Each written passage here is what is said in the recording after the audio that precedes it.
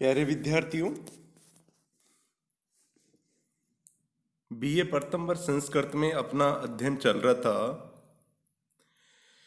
किरातार्जुनीयम के प्रथम सर्ग का। और आज हम 40वें श्लोक का अध्ययन करने जा रहे हैं। हमने पूर्व में पढ़ा था कि दुर्योधन की राज व्यवस्था और दुर्योधन के सुख समृद्धि के बारे में जानकर के द्रौपदी का हृदय विचलित हो जाता है और वह युधिष्ठिर को क्रोध दिलाने के लिए तथा दुर्योधन के प्रति प्रतिकार करने के लिए या प्रतिकार करने को उद्यत करने के लिए निरंतर युधिष्ठिर को कर्तव्योपदेश दे रही थी। कर्तव्योपदेश के साथ ही युधिष्ठिर को क्रोध दिलाने के लिए द्रौपदी सभी पांडवों की स्थिति के बारे में बता रही थी। द्रौपदी ने भीम के बारे में बताया, अर्जुन के बारे में बताया, नकुल सहदेव के बारे में बताया कि ये जो चारों आपके छोटे भाई है पूर्व में किस प्रकार राजप्रसादों में रहते हुए अपना जीवन व्यतीत करते थे और वर्तमान में इस जंगल में किस प्रकार से रह करके बिना सुख सुविधाओं के अपना जीवन यापन कर रहे हैं। इसके पश्चात द्रौपदी खुद युधिष्ठिर की स्थिति का भी वर्णन करती है कि आप भी पहले राजमहल में रहते हुए किन किन सुख सुविधाओं का उपभोग करते थे और आज आप वनों में विचरण करते हुए दर दर की ठोकरें खा रहे हो। यह जो आपकी स्थिति बनाई गई है यह शत्रु दुर्योधन के द्वारा ही बनाई गई है।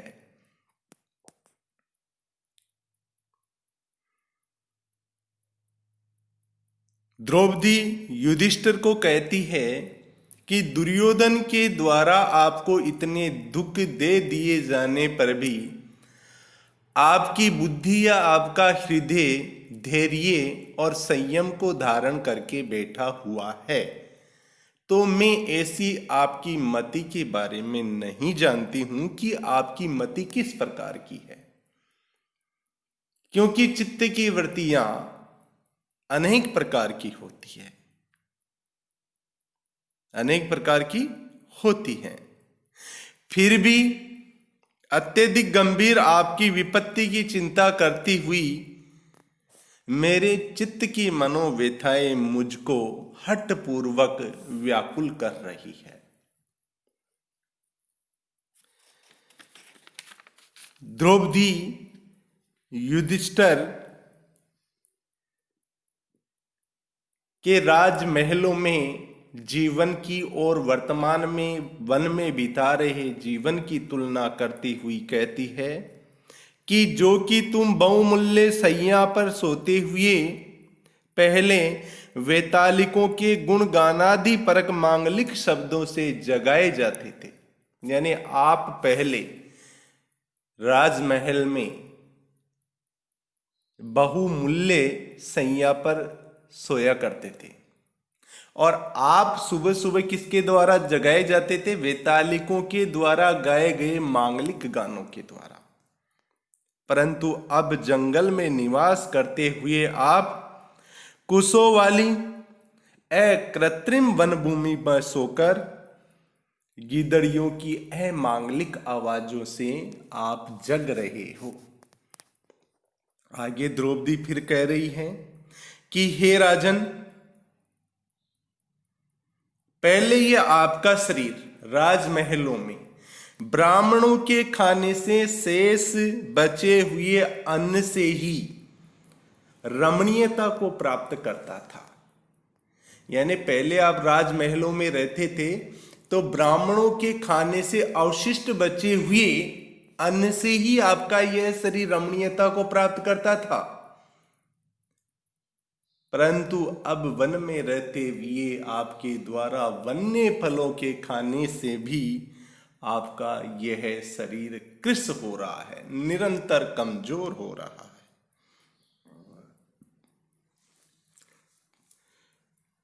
तो आगे फिर अपन देखते हैं, 40वें श्लोक का अध्ययन करते हैं। अब हम 40वें श्लोक में आगे फिर द्रौपदी युधिष्ठिर को क्या कह रही है।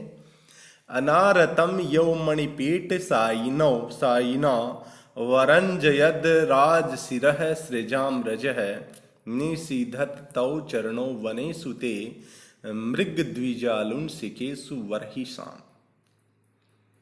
इसका अन्वय देखिए। अनारतम मणिपीठ साइनो यौ ते चरणो राज शिरः सृजाम रजः अरंजयत तौ ते चरणो मृग द्विजालुन शिकेसु वर्हिषाम वनेषु निषीदत। अनारतम यानी सतत लगातार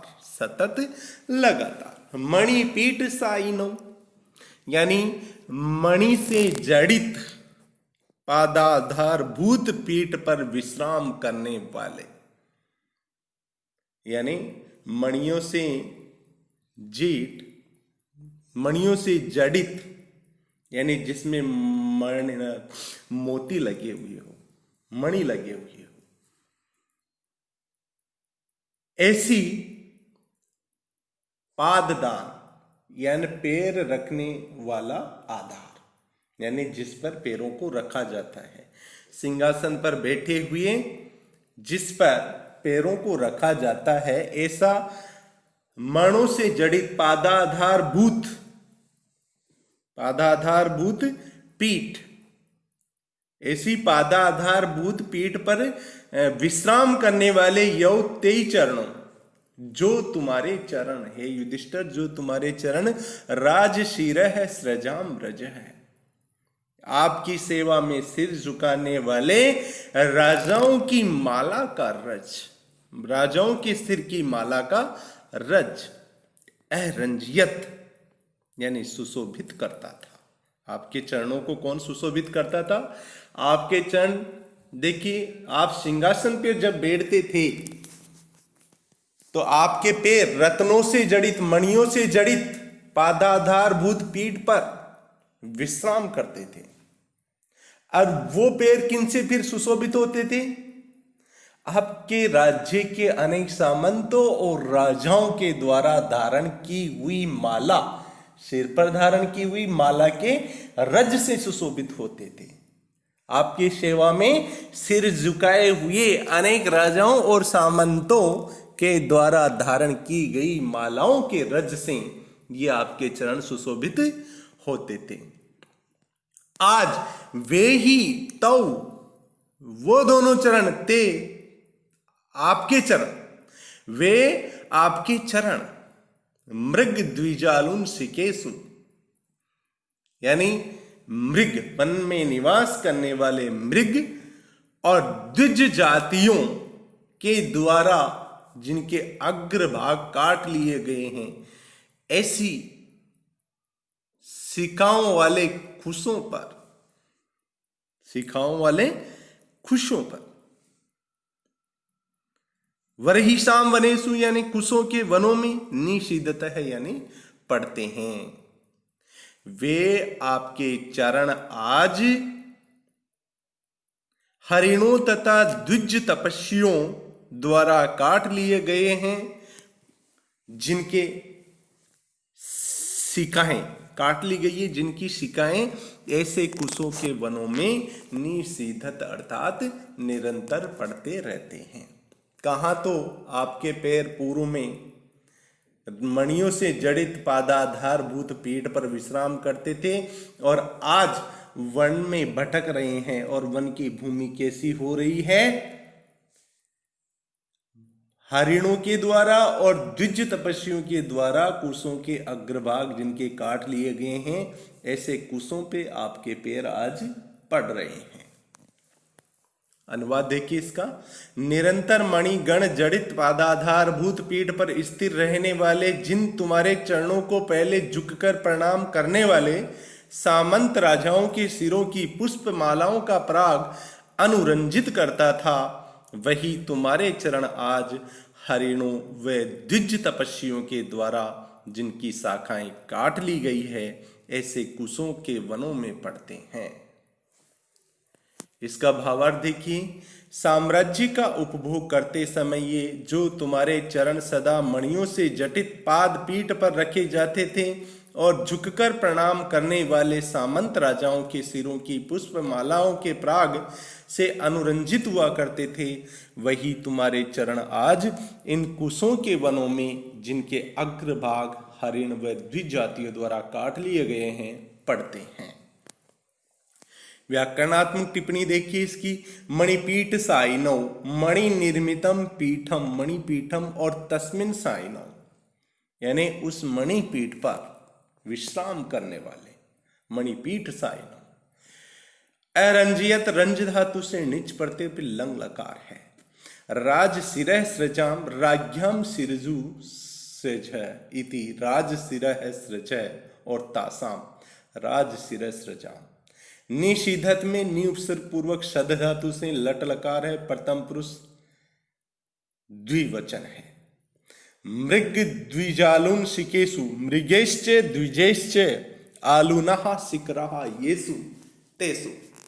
आलूनः बनता है आलूय धातु और तह प्रत्यय करने पर। अगले 41वें श्लोक का हम अध्ययन करते हैं।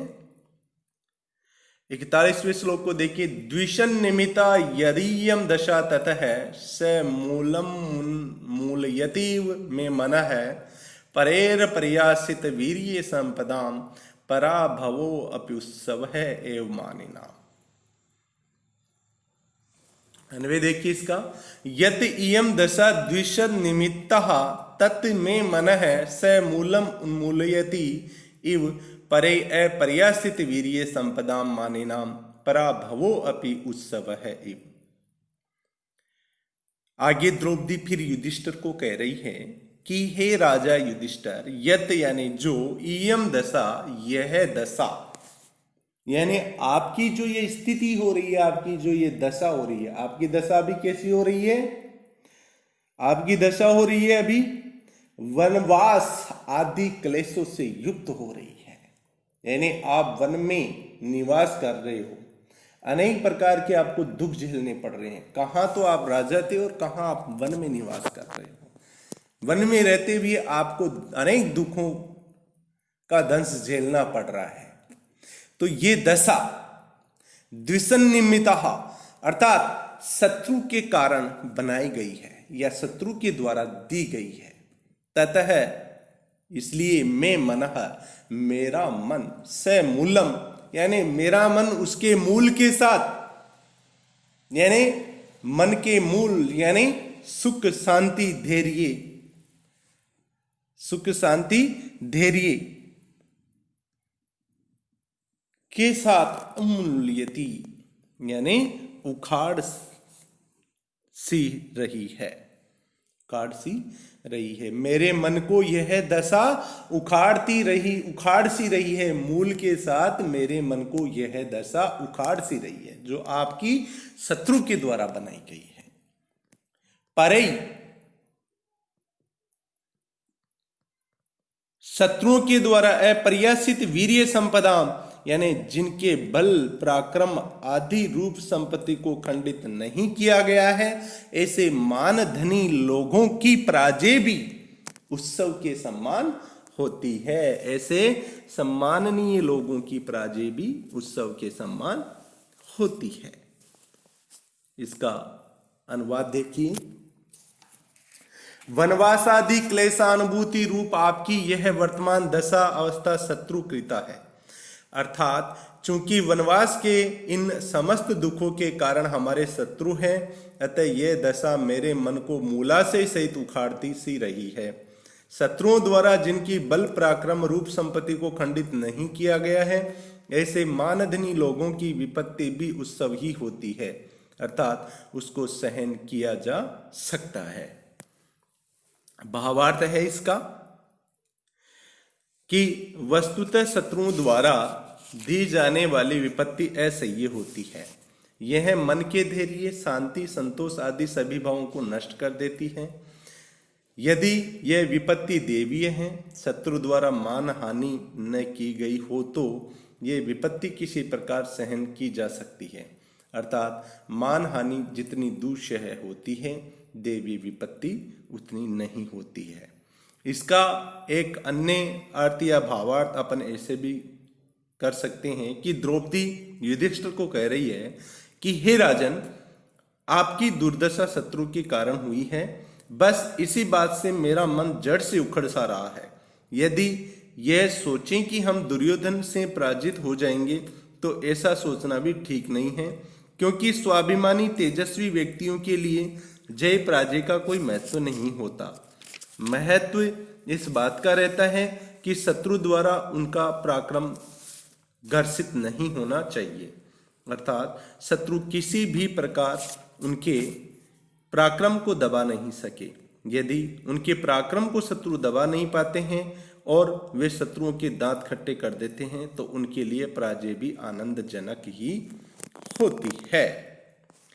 इसका व्याकरणात्मक टिप्पणी अगर आप देखते हैं, द्विसन्निमित्तः द्विषन्तः निमित्तम यस्य सा बहुव्रीहि समास स मूलम मूलेन सह अव्ययीभाव समास है। अपर्यासित वीर्य संपदाम अपर्यासिता वीर्य संपद येषाम तेषाम बहुव्रीहि है। परि आस धातु से निच और फिर तय प्रत्यय करने पर प्रयासित बनता है। वीर शब्द से यक्त प्रत्यय करने पर वीर्य बनता है। मानिनाम में मानो अस्ति एसाम इति मानिना है, इन्हीं प्रत्यय करने पर और फिर षष्ठी करने पर मानिनाम बनता है। प्यारे विद्यार्थियों, आज का अध्ययन यही समाप्त करते हैं। धन्यवाद।